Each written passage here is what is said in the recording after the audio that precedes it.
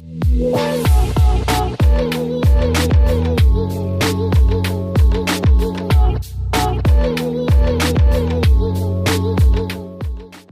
again.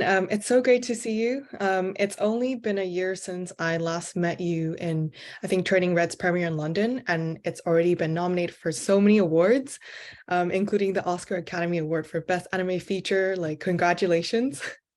Thank you, Um, thank you. And I remember you too, by the way. So. Oh, wow. Thank you. Thank you. That means a lot.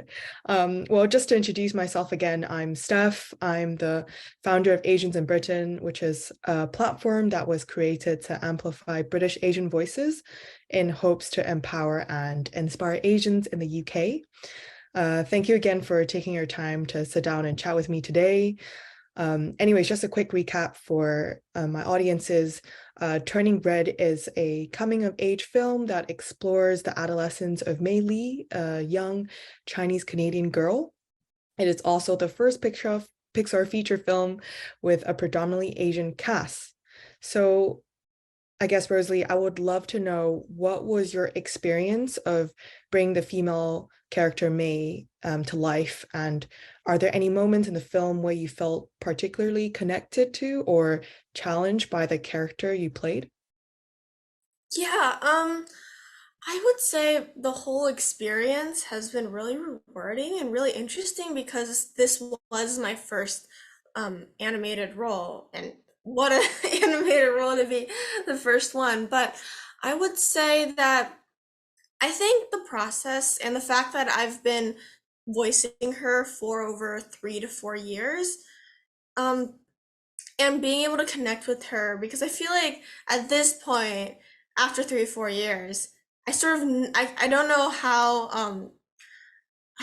I don't know every aspect of her at this point because she's so connected with me, and like if you tell me to voice May, just one snap and it like all comes flooding back almost.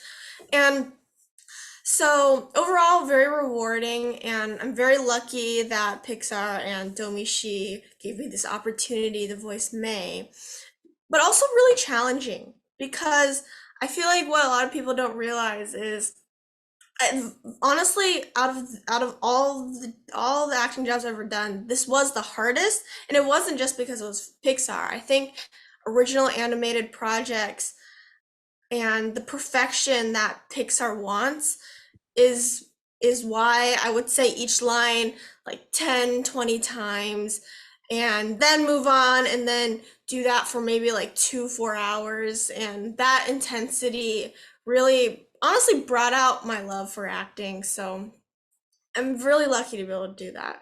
That's great. And is there a specific scene or part of the film that that's your favorite? Specific part of the film. Wow, there's so many good ones. I would say my favorite part for me as like a viewer and as I guess remembering how which lines I had the most fun in speaking in was any part dealing with Devon.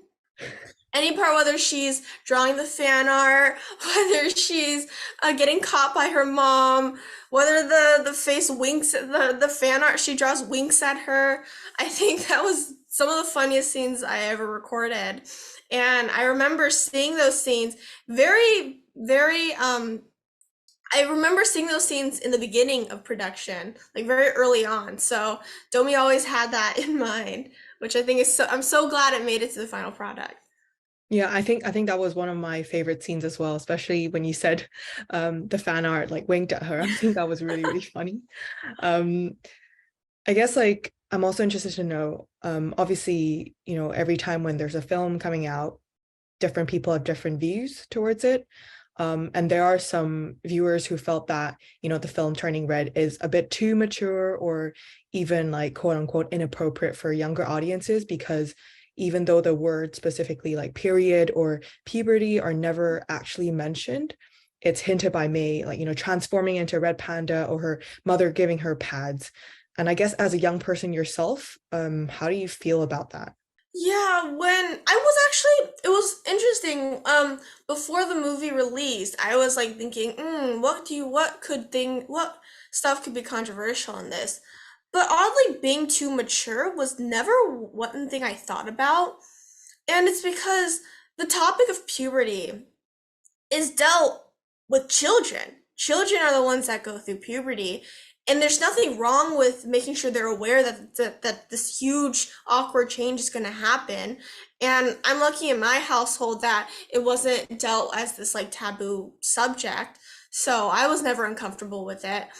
But I do feel like outside people treat it with like these, I guess, almost like special kid gloves. But the thing is, like, young kids go through this, and it's there. You should inform. I think kids should know about it. Maybe you don't need all the graphic details, but at least just prepare them for it and say, you know what, it's okay because everyone goes through this, and that's something so important because the thing is when people are going through it, it feels the reason why it feels awkward because it feels like you're the only one going through this when in reality every kid goes through this, so it's okay. And so it did break my heart a little bit when people say, oh, it's too mature, blah blah blah, because of the puberty aspect. I'm like, yeah, but kids should know about this. Yeah, exactly. And, like as you said, talking about puberty and like having period is a very normal thing to do. And I think in the beginning of the interview, I also mentioned that, turning red is groundbreaking because it has also a mainly predominantly Asian cast. What do you think is the impact of, this film? What impact does it have on representation in media in general? The impact it has. I mean, being the first Pixar film with like an all centered around an Asian family and Asian characters. I mean, it's definitely, I mean, I know Disney has done like Mulan and then Raya and the Last Dragon recently as well.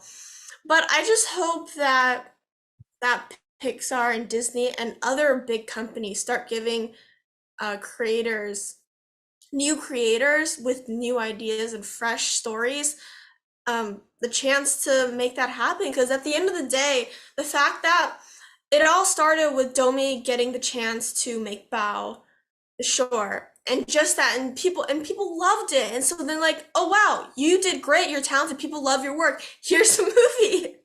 That's very simplified, but that's sort of Yeah. what happened. So just giving a chance is so sounds so small, but so big for anyone who's trying to make movies, or even as an actor, just being given this chance in Turning Red has made a huge impact in my life. And if it wasn't going to be me, it was going to be someone else whose life could have been changed just having that one chance. And I think that's so important. I love that answer. And I guess like my final question for you will be that, since you've only started your career in the film industry, I guess in recent years, you have a long, long road ahead of you. Is there a specific genre of film or TV that you're keen to be part of in the future? Or, I mean, it can also be a specific character you would love to play. Like, what is it? Ooh, I realized that I feel like Hollywood is starting to notice the success of anime.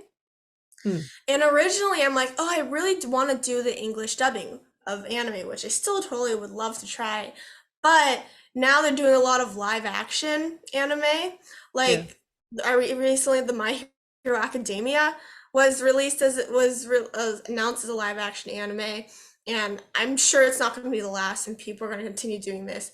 And I really hope, especially when it's like when they're Japanese characters, like they do cast Asians and give more opportunities to not just me but everyone in the Asian community.